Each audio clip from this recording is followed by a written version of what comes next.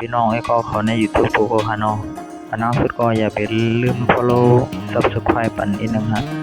โดนมื้อนี้ก็เดี๋ยวมาลัดนี่ลองไล่ดาวน์โหลดเอา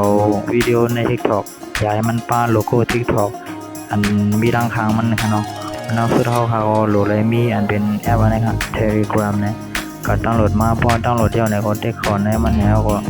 แต้มหาเนี่ยเนาะอันเป็นตั้งหรือมาใน TikTok ดาวน์โหลดเตือนเนี่ยว่าแต้มหายาวเนี่ยก็ว่าหาเนี่ยให้มาแต้มดีกว่าตั้งใจก็เลยครับว่ายาวเนี่ยก็คงเข้าใน TikTok เขาเนาะเข้าใน TikTok เขาแล้วก็กดเลือกเอาวิดีโออันเขาใครดาวน์โหลดเนาะวิดีโออันเขาใครดาวน์โหลดอันไรอันเนื้ออะไรอันเรื่องหนังคาเดียวอันไหนเลยเขามันจะดีแช่แช่เอาในคันเตคอร์ดแช่คอร์ดดีในอันซ้อมเทเลกราฟนะเนาะแช่เขาเอาในคันเตกตีอันเป็นติ๊กต็อกดาวน์โหลดเตอร์นะเนาะเอาคันเตกส่งเขาแช่เขาเอาไปกำมันเนาะแล้วก็เดี๋ยวมีวิดีโอออกมาเอาส่งกับเอาอันเขาขึ้นส่งมาเนี่ยนะพอมันดี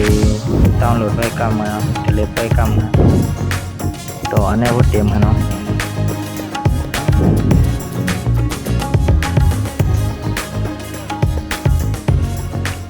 โอเคเพราะว่าเดี๋ยวมันก็เอาคาติ๊กเขาเนาะติ๊กเขาย่อเนี่ยเราเป็นมันติ๊กอันเดียนทางตามตุนให้เราเป็นติ๊กทางอันเป็นชิปซูอันว่าเจอรีเนี่ยเนาะติ๊กเขาย่อมันดีชิปดาวน์โหลดเขาในฟองเขาเนาะฟองเหมือนในก็ย่อครับเขาก็ขึ้นเขาด้วยเลยครับเขาในฟองเขาเนาะเขาในอันเป็นดีด้วยวิดีโอเขามาด้วยกันเนาะอันเมื่อกี้นะก็ดีงั้นใช้ขนมปังวันนี้